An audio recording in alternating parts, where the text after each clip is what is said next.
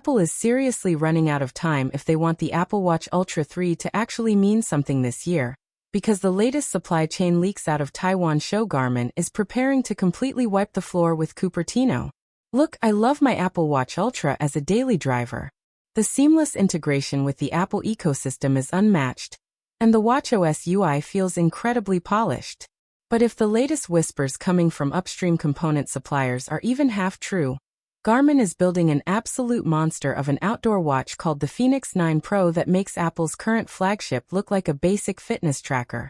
Honestly, I'll believe it when I see it, but the raw numbers being thrown around by industry analysts have got the entire wearable world shaking. Over the last few weeks, top-tier supply chain insiders like Ming-Chi and Ross Young have been hinting that the display market is hitting a massive turning point. And now international outlets like DG Times and the Elec are confirming that Garmin is cornering the market on next-generation panels. You might remember when Garmin experimented with that incredibly expensive micro-LED option on the 51mm version of their last flagship. It was bright, it looked beautiful, but it was a total battery hog and forced a retail price near $2,000, which is basically an insane Apple tax without the Apple logo. This time around, they are supposedly fixing the power draw while ramping up the brightness to an unprecedented 3000 nits. To put that in perspective, that matches the peak brightness of the current Ultra, but Garmin is doing this on an outdoor endurance chassis meant to survive weeks, not days.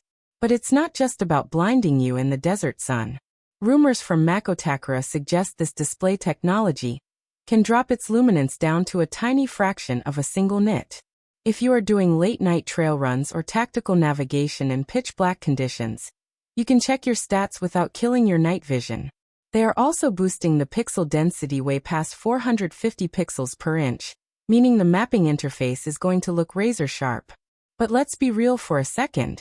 A gorgeous, high-resolution screen is completely useless if your watch dies 48 hours into a mountain trek, which is exactly why the Apple Watch Ultra still infuriates me on long trips. To solve this, Garmin isn't just slapping a bigger battery inside a heavier casing. According to internal testing logs leaked from their manufacturing partners, they are switching to a radical new multi-core processor architecture heavily rumored to be based on the NXP i.MX RT700 platform. Think of this like Apple's efficiency cores, but taken to an absolute extreme.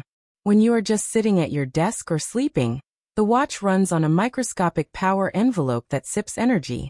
The heavy performance cores only kick in when you actively pull up heavy data layouts.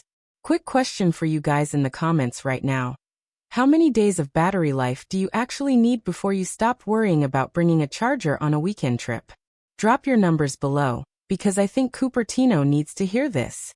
Where things get genuinely terrifying for Apple is the new GPS array. Multi-band GNSS used to be the gold standard, allowing your watch to lock onto multiple satellite frequencies to find your location in deep canyons or dense forests. But Garmin is reportedly moving to true tri-band GNSS, tapping into a third, highly secure satellite frequency layer that was previously restricted to military systems and commercial aviation hardware. We are talking about pinpoint tracking accuracy down to just 50 centimeters. If you are navigating tight switchbacks or dense city blocks with massive skyscrapers, this thing will know exactly which side of the trail you are standing on. They are also completely changing how off-grid communication works. Instead of just sending basic emergency SOS pings or pre-written text updates through an expensive subscription, this new hardware integrates an upgraded satellite modem that establishes a true, direct-to-device two-way data channel. The craziest part of this leak is that the watch will allegedly support real-time weather radar overlays downloaded directly from satellites while you are completely disconnected from cellular networks and Wi-Fi. If a massive storm is building 10 miles away over a ridge, your wrist will actively alert you and write your navigation route before things get ugly. On top of that, they are testing a global LTE network framework utilizing 5G RedCap tech, which gives you lightweight cellular connectivity without the massive thermal throttling and battery drain of traditional modems. For the health data nerds, the biometrics are getting a massive overhaul with the Elevate Gen 6 optical sensor array. If you look at the leak schematics of the back casing, the sensor layout is completely different, using a dense geometric matrix of light-emitting diodes and advanced photodetectors. This specific pattern is engineered to stop light leakage and eliminate those annoying motion artifacts that ruin your heart rate graphs during high-intensity weightlifting or sprints. More importantly, the supply chain indicates this sensor introduces native medical-grade skin hydration monitoring and real-time blood pressure trends. Everything is tied together by a completely refreshed software ecosystem.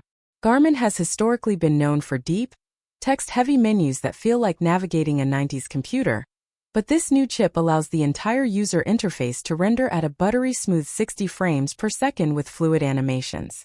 The mapping software is also getting full 3D terrain rendering so you can see actual topography right on your wrist.